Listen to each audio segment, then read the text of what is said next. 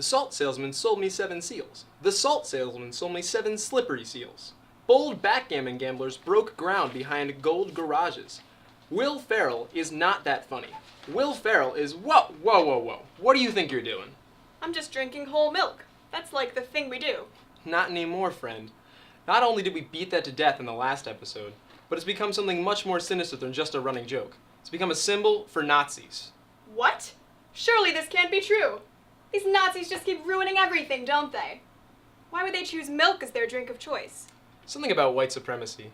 These people seriously believe that some people are born genetically inferior to others. Who knows what kind of fucked up logic they use to make their decisions? Anyway, try this instead. It's chocolate milk. It's just as delicious as regular milk.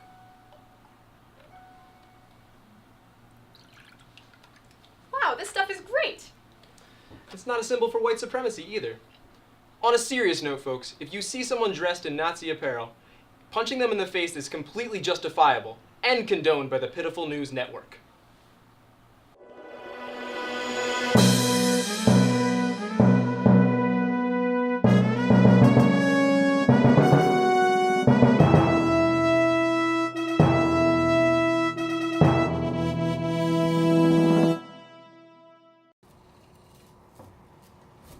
Hello everyone, I'm Cold War. I'm Dick right back at you. And I'm Cold War Higgins, reporting from the Pittiful News Network. Our top story tonight is a heartwarming tale that shows that the line between family and friends can be bent.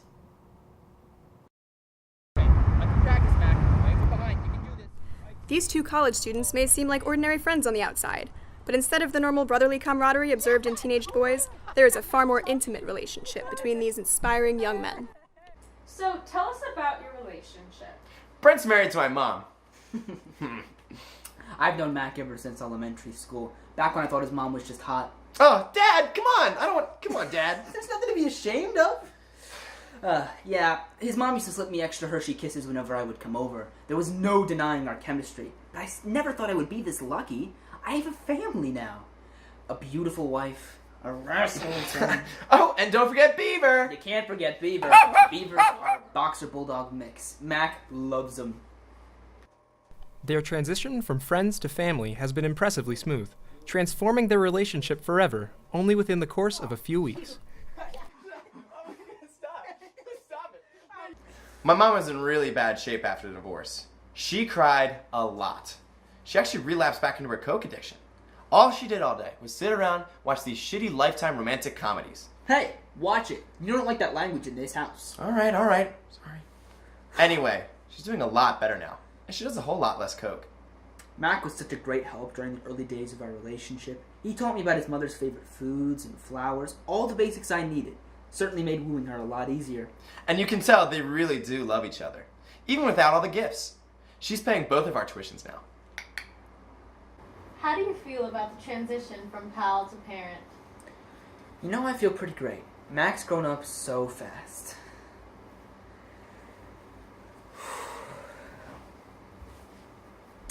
In a lot of ways, I know I'm ready to be a dad.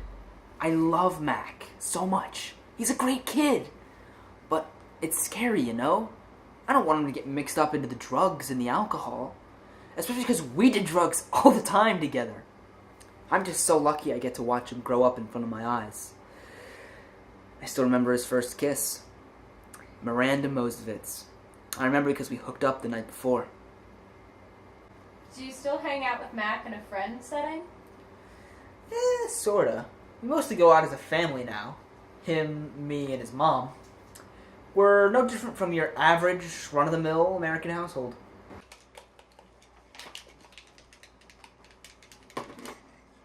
Sweet, thanks, Mom. Thank you. Now living happily in a cozy townhome with a new stepbrother for Mac on the way, this miracle proves that there is truly no line between friendship and family. We're friends. I'm eating pretzels and I'm playing the game. Let me play. I'm eating my pretzels. Now, video game.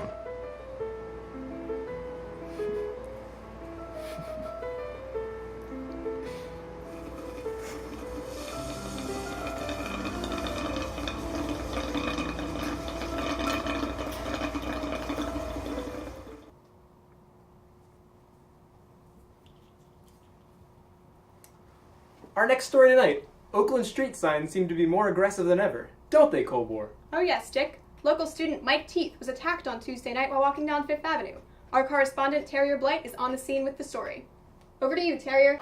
Thanks, Cold War. I'm here with the victim of Tuesday night's transgressions, Mike Teeth. Mike, care to tell us a little bit more about what happened? Yeah, so I was walking down 5th Tuesday night, and I was with a group of people, so I was walking on the right side of the street. And I bump into this sign, but get this, it's got this thing sticking out the side of it, and it sliced my jeans all up. Look at this.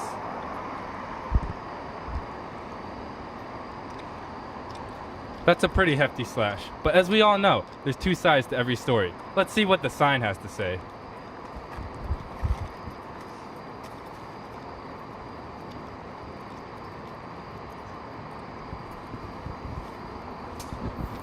Well, there you have it, folks. I long for the days where one could safely walk down the streets of Oakland, unafraid of the brewing conflict between man and sign kind. Back to you, Dick. Right back at you. Dick.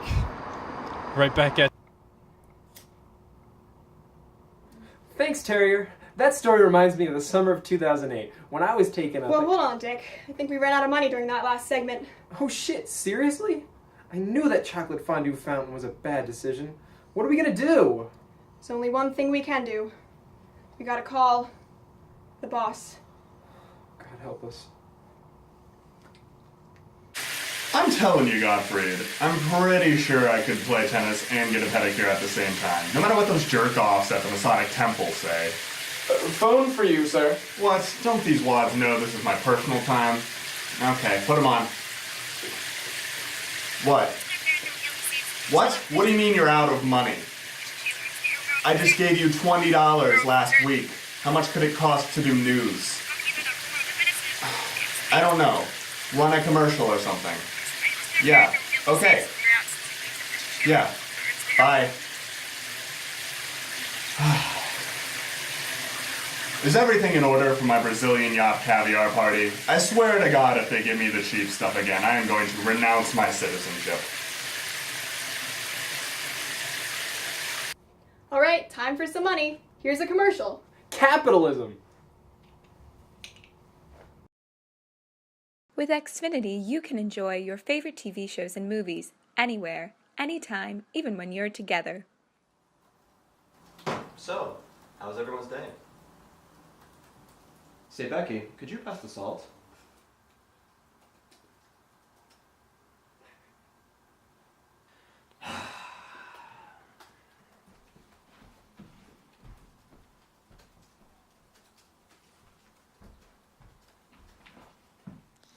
Xfinity Home Security guarantees safety for you and your family.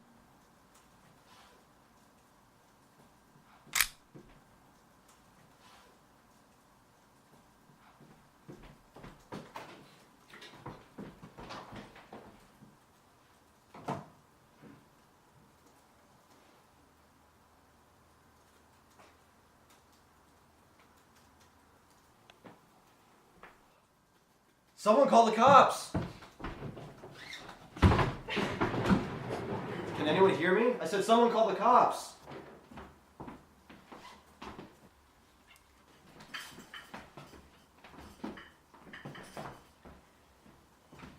Chet, get back in here, young man, or you're grounded! Xfinity, we've had a break-in. Call 911. I am sorry. I did not catch that.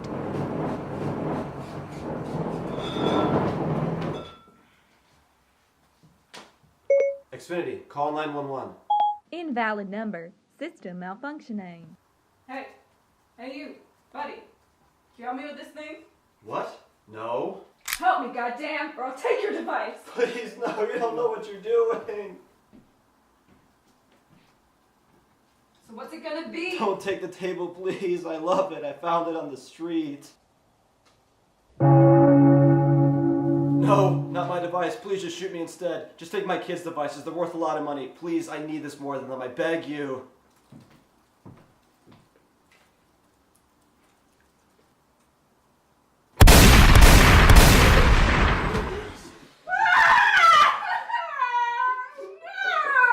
Xfinity. Watch anytime, anywhere, with anyone.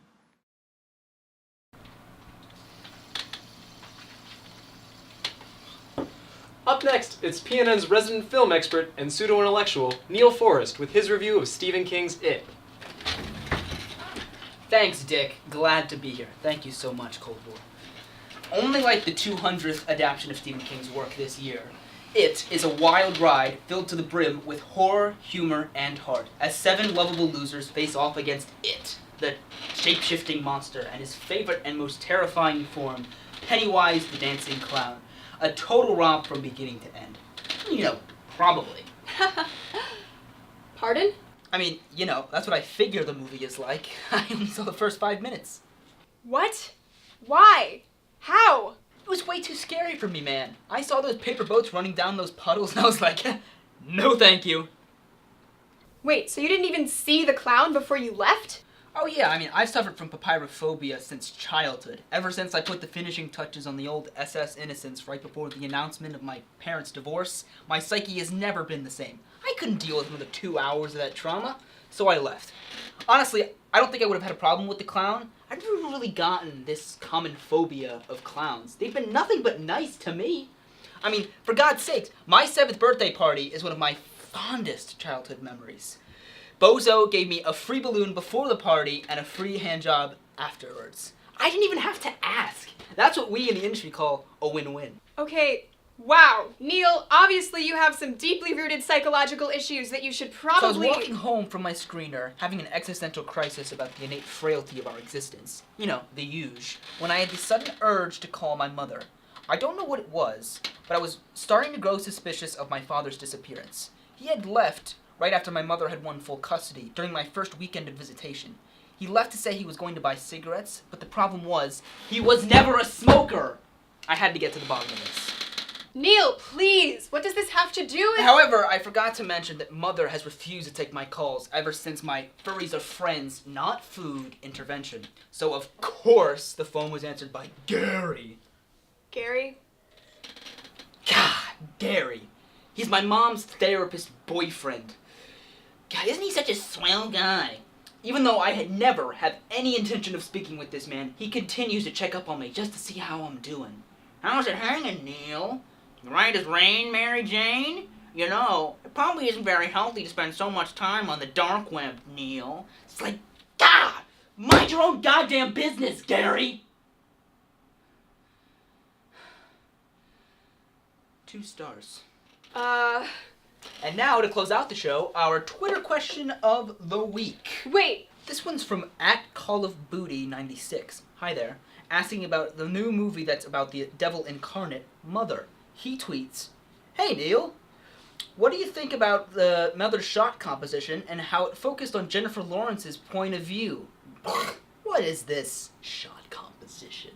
Honestly, now you're just making up words. Actually, Neil, I think that... Who here placed 5th in an unofficial Pittsburgh planking competition?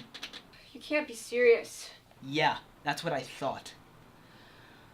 Anyway, folks, that's my time. Tune in next week when maybe we can start to get into my dating life, or maybe talk about the new Blade Runner. Maybe, we'll see. I don't know. There's so much stuff going on in my life right now, you have no idea. We can talk about how my twin brother's best friend is now his son. It's crazy. Just remember that no matter what, when you're on with Forrest, it's the movies that matter. What a mess. You got that right. Hey, nice milk mustache. Right back at you, Dick. Actually, it's Dick right back at you, not right back at you, Dick.